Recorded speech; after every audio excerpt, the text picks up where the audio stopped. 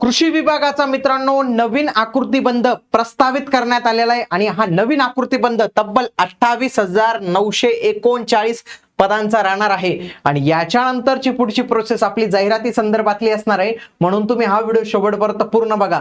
बऱ्याच ठिकाणी तुम्हाला असं पाहायला मिळणार आहे की डायरेक्ट 28,939 पदांची जाहिरात येणार आहे.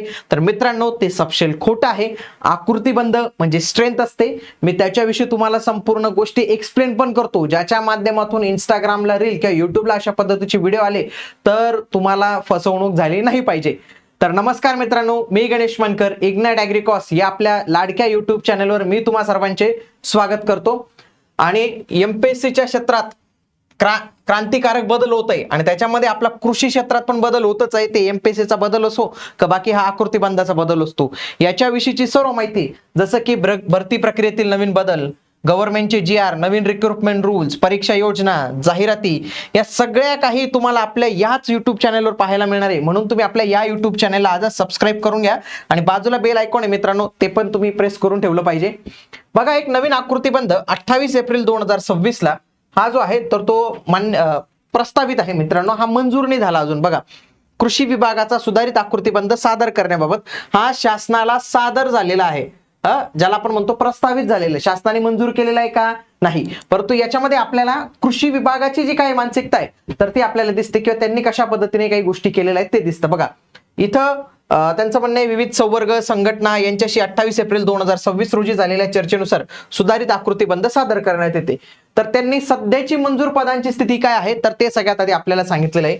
याच्यामध्ये बघा, आयुक्त असतात, जे IAS ऑफिसर असतात, त्यांना S30चं पेमेंट भेटतं, एकच जागा आहे आणि वर्षाला त्यांचं म्हणणं आहे 0.22 कोटींचा खर्च, म्हणजे आय थिंक 22 लाखाचा काहीतरी खर्च असेल त्यांना.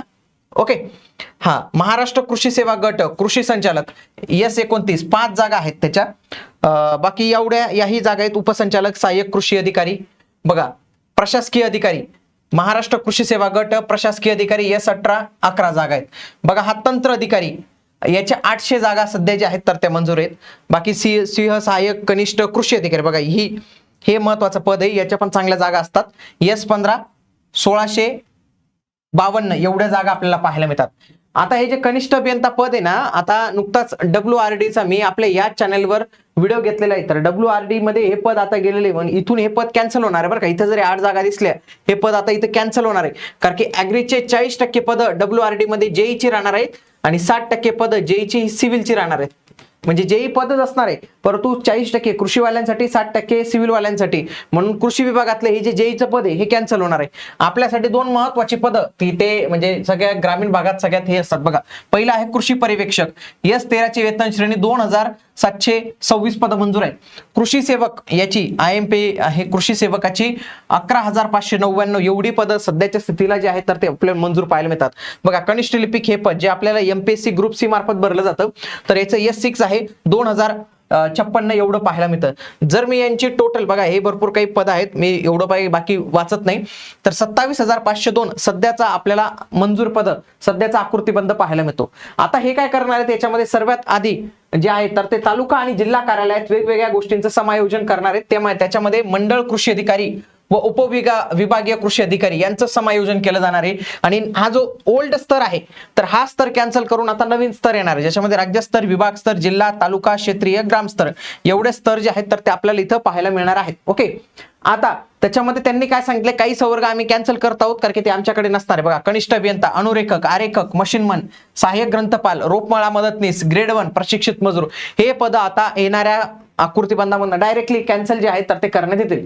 हा, कृषी पर्यवेक्षक आणि कृषी सहाय्यक याच्या पदाच्या संदर्भातला त्यांनी प्रॉपर विभागनिहाय आपल्याला जिल्हानिहाय सगळ्या माहिती दिल्यात. फॉर एक्झाम्पल ठाणेमध्ये असेल तर 251 कृषी पर्यवेक्षक आणि 1506 कृषी सहाय्यक. मी कृषी सहाय्यकची काय स्थिती या प्रस्तावित आकृतीबंधामध्ये आहे, वाटल्यास मी त्याचा सेपरेट व्हिडिओ घेतो, कारण की एकाच व्हिडिओमध्ये सगळं घेतलं तर काही व्यवस्थित विद्यार्थ्यांना समजत नाही. कृषी सहाय्यकचा वाटल्यास मी सेपरेट घेतो. बघा, नाशिकमध्ये 1860 मंजूर असणार आहे. पुणे विभागात बघा 1872, कोल्हापूर विभागात 1614, त्याच्यानंतर लातूर विभागात जवळपास 2000, छत्रपती संभाजीनगर 1344, अमरावतीमध्ये किती आहेत बघा 1974, नागपूरमध्ये 1836.